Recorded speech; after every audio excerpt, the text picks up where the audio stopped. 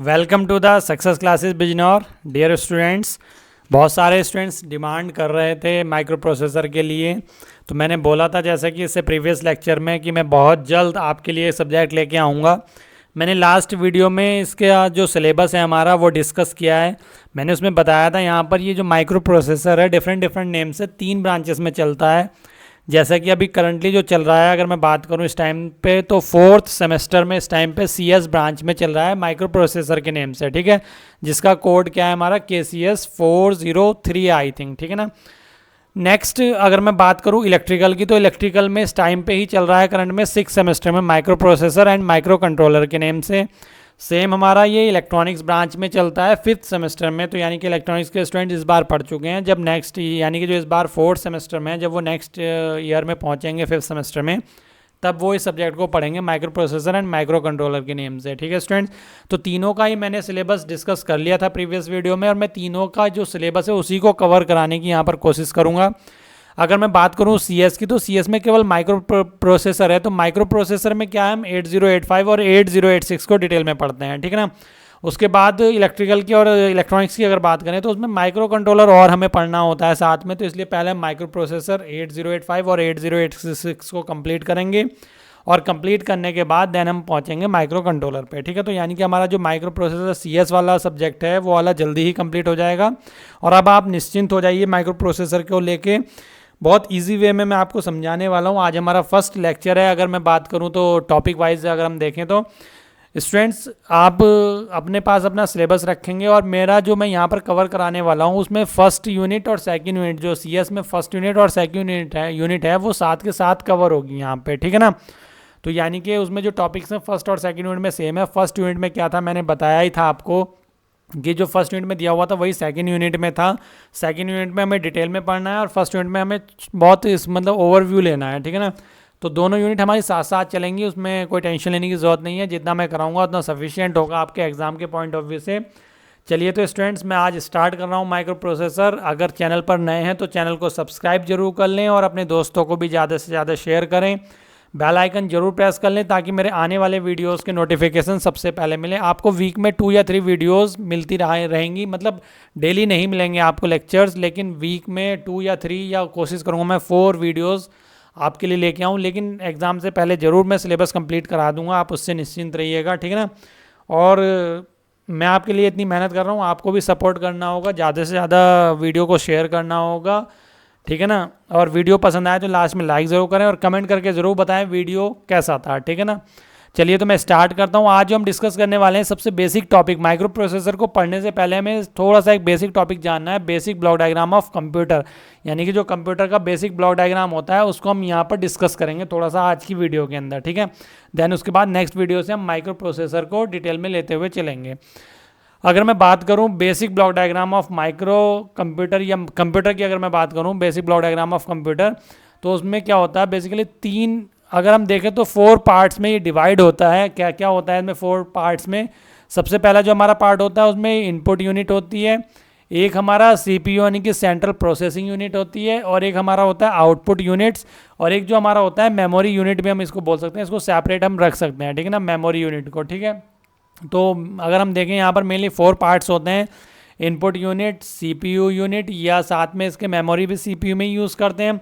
यानी कि अगर हम कंप्यूटर में देखें तो जो हार्ड डिस्क होती है हमारी, तो वो कहाँ में होती है, CPU के अंदर ही होती है। तो इसलिए यहाँ पर मैंने CPU के अंदर ही मेंशन कर लिया है।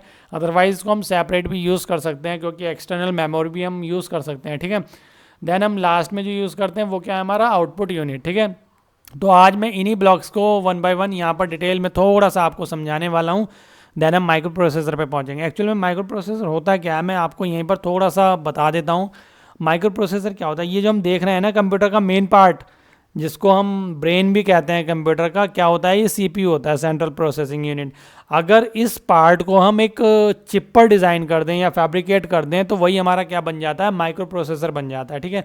एक्चुअल में माइक्रो प्रोसेसर है क्या, एक IC है, ठीक है, IC, और वो भी डिफरेंट डिफरेंट नेम से, नंबर से होती है, जैसे 8085, 8086, जो कि हमें यहाँ पर ये पढ़ने हैं। तो ये क्या है, 8085 और 8086 क्या है हमारे, ये IC नंबर्स हैं, ठीक है। तो हमारे जो सिलेबस में डिस्कस करना है वो तो 8085 एक तो माइक्रो प्रोसेसर और एक 8086 माइक्रो प्रोसेसर, ये हमारा 8 बिट माइक्रो प्रोसेसर होता है और ये 16 बिट माइक्रो प्रोसेसर होता है। तो सिलेबस में हमें ये दोनों ही डिस्कस करने हैं डिटेल में, ठीक है।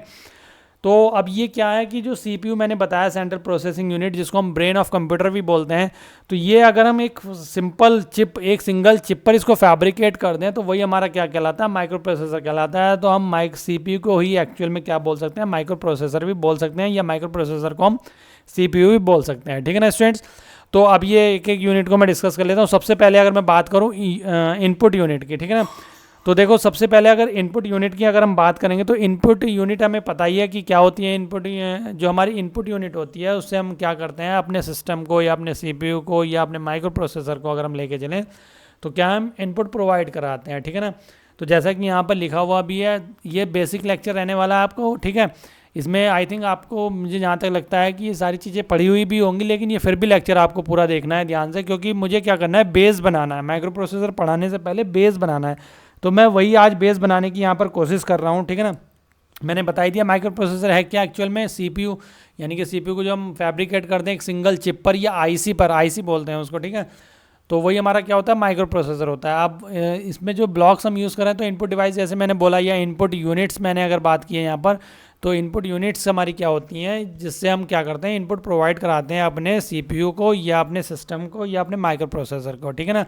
तो यहाँ पर लिखा हुआ भी है, all the data received by the computer goes through the input unit, यानी कि जो भी कंप्यूटर के द्वारा डाटा रिसीव करा जाता है वो हमारा इनपुट यूनिट के थ्रू ही जाता है।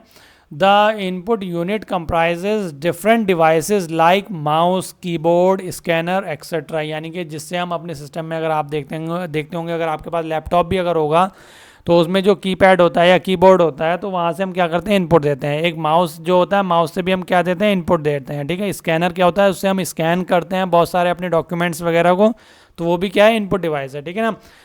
इन अदर वर्ड्स हम क्या कह सकते हैं कि ईच ऑफ दीज डिवाइसेस, यानी कि कौन सी डिवाइसेस, जो इनपुट डिवाइसेस हैं, act as a mediator between users and the computer, यानी कि कंप्यूटर और यूज़र, यानी कि यूज़र कौन है, हम जो यूज़ करने वाले हैं, उन दोनों के बीच में क्या है, मीडिएटर का काम करता है हमारा क्या, इनपुट डिवाइस, ठीक है।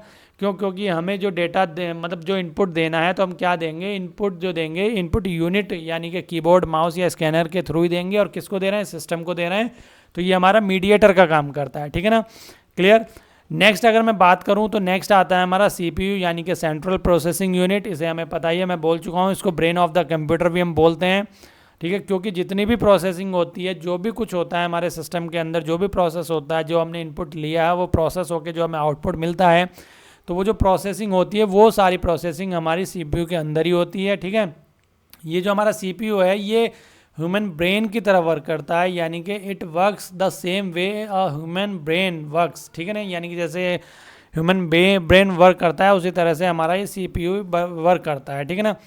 तो अब क्या, as the brain control all human activities, similarly the CPU control all the task, यानी कि जैसे हमारा ब्रेन जो है वो ह्यूमन एक्टिविटीज़ को सबको कंट्रोल करता है, सिमिलरली हमारा क्या है, CPU भी क्या करता है, जो भी टास्क हम दे रहे हैं, इनपुट दे रहे हैं, या जो भी टास्क है हमारे सिस्टम के अंदर, उनको सबको क्या करता है, कंट्रोल करता है, ठीक है ना, क्लियर। अब जो मैंने बताया यहाँ पर डायग्राम में दिख भी रहा है, CPU किससे मिलके बना है, एक तो होता है हमारा अर्थमेटिक लॉजिकल यूनिट और सेकंड होता है हमारा कंट्रोल यूनिट। यानी कि CPU के अंदर दो चीज़ें होती हैं, एक तो ALU जिसको हम बोल देते हैं arithmetic logical unit, and second क्या होता है CU, यानी कि हम इसको क्या बोल देते हैं, कंट्रोल यूनिट, ठीक है। तो क्या है, now the CPU comprises of two units, namely ALU यानी कि arithmetic logic unit and CU यानी कि कंट्रोल यूनिट। अब पहले इन दोनों को देख लेते हैं। अगर मैं बात करूं ALU की, यानी कि अरिथमेटिक लॉजिकल यूनिट, तो नेम से ही इसके पता चल रहा है कि इसका वर्क क्या होगा। यानी कि इसका वर्क क्या है कि जितने भी अरिथमेटिक ऑपरेशंस हैं, ठीक है, लाइक एडिशन हो गया, सब्ट्रैक्शन हो गया, या मल्टीप्लिकेशन हो गया, डिवीज़न हो गया, यानी कि जितने भी अरिथमेटिक ऑपरेशंस हैं वो हमारा CPU में जो परफॉर्म होते हैं, कहाँ पर परफॉर्म होते हैं, ALU के अंदर परफॉर्म होते हैं, ठीक है। यानी कि ALU के द्वारा परफॉर्म किए जाते हैं। यानी कि कोई भी हम एडिशन कर रहे हैं अगर, तो हमने एडिशन के लिए जो भी इनपुट दिया तो वो ऐड होके जो हमें आउटपुट मिलेगा, तो वो जो ऐड हुआ है, वो जो प्रोसेस हो रहा है, वो CPU के अंदर ALU में होता है, ठीक है ना, क्लियर। ये तो अर्थमेटिक ऑपरेशन की बात होगी। साथ में ये अर्थमेटिक के साथ साथ कौन से लॉजिकल ऑपरेशंस भी परफॉर्म करता है। लॉजिकल ऑपरेशंस की अगर मैं बात करूँ तो जैसे एंड और हमारा जो होते हैं ये इक्वल और इक्वल टू या लेस देन या ग्रेटर देन, यानी कि जितने भी लॉजिकल ऑपरेशंस हैं वो भी हमारे ALU के द्वारा ही परफॉर्म किए जाते हैं, ठीक है ना। स्टूडेंट्स, नोट्स के लिए आप निश्चिंत हो जाइए। ये जो नोट्स मैं आपको यहाँ पर पढ़ा रहा हूँ ये फ्री ऑफ कॉस्ट आपको टेलीग्राम चैनल पर मिल जाएंगे। अगर आपने अभी तक टेलीग्राम चैनल नहीं ज्वाइन किया है तो मैं लिंक उसका नीचे डिस्क्रिप्शन में प्रोवाइड करा दूंगा, ठीक है ना। तो PDF के लिए आप वहाँ से टेलीग्राम चैनल को ज्वाइन कर सकते हैं, वहाँ पर आपको सारी PDF प्रोवाइड कराई जाएंगी, ठीक है। आप निश्चिंत हो जाइए बिल्कुल माइक्रो प्रोसेसर को लेकर अब, ठीक है। तो देखो ALU क्या है, ALU में क्या है, the arithmetic logic unit is made of 2 terms. कौन कौन सी, अरिथमेटिक एंड लॉजिक, ठीक है। There are 2 primary functions that this unit performs. First one is arithmetic operations and second one is logical operations, ठीक है ना। Data is inserted through the input unit, यानी कि जो इनपुट यूनिट के द्वारा डेटा इंसर्ट किया जाता है into the primary memory, perform the basic arithmetical operation on it like addition, subtraction, multiplication and division. It performs all sorts of calculations required on the data, then sends back data to the storage. यानी कि perform करेगा calculation और फिर से storage में ये क्या कर देगा, भेज देगा, ठीक है। सेकंड क्या है हमारा, अगर मैं सेकंड की बात करूं यहाँ पर तो सेकंड क्या है, the unit is also responsible for performing logical operation. कौन सी, ये ALU, ठीक है ना, लाइक एंड और इक्वल टू, लेस देन या ग्रेटर देन, ठीक है ना, जो भी हमारे लॉजिकल ऑपरेशंस हैं वो परफॉर्म होते हैं. In addition to this it conducts merging, sorting and selection of the given data. यानी कि जितने भी लॉजिकल ऑपरेशंस हैं वो भी हमारे ALU के अंदर ही क्या होते हैं, परफॉर्म होते हैं, ठीक है. नेक्स्ट अब मैं बात कर लेता हूँ कंट्रोल यूनिट की, जो कि CPU के अंदर दूसरी यूनिट है हमारी, जिसको हम क्या बोलते हैं, CU या कंट्रोल यूनिट. तो कंट्रोल यूनिट हम किस लिए यूज़ करते हैं, यानी कि कंट्रोल यूनिट हमारा एज अ कंट्रोलर वर्क करता है, यानी कि जितने भी ऑपरेशन या टास्क हैं उनको कंट्रोल करने का काम कौन करता है, कंट्रोल यूनिट करता है, ठीक है ना. जैसा कि यहाँ पर लिखा हुआ भी है, the control unit as the name suggest, यानी कि जैसा इसका नेम है, is the controller of all the activity, task and operations. All this is performed inside the computer, यानी कि सारी चीज़ें जो हैं कंप्यूटर के अंदर ही परफॉर्म की जाती हैं, ठीक है. अब इसके बाद हम बात कर लेते हैं मेमोरी यूनिट की, देन हम बात करेंगे आउटपुट यूनिट की, ठीक है. तो मेमोरी यूनिट क्या है, मेमोरी यूनिट हमारी स्टोरेज करने के लिए हम मेमोरी यूज़ करते हैं, ठीक है. जैसे कि सिस्टम में आपने देखा होगा हार्ड डिस्क रहती है हमारे कंप्यूटर में, और एक्सटर्नल मेमोरी में हम CD यूज़ कर लेते हैं, DVD यूज़ कर लेते हैं, पेन ड्राइव यूज़ कर लेते हैं, ठीक है ना. तो इस तरह की जो मेमोरी हैं वो सभी मेमोरी होती हैं हमारी. जैसे कि हम अगर बात करें माइक्रो प्रोसेसर की, तो माइक्रो प्रोसेसर में हम रजिस्टर्स भी यूज़ करते हैं, हमारे रजिस्टर्स भी एज ए मेमोरी यूज़ होते हैं. अगर मैं आपसे यहाँ पर एक क्वेश्चन करूँ, सिंपल सा क्वेश्चन है, मैं यहाँ पर क्वेश्चन कर रहा हूँ, आप कमेंट करके बताएंगे उसका आंसर.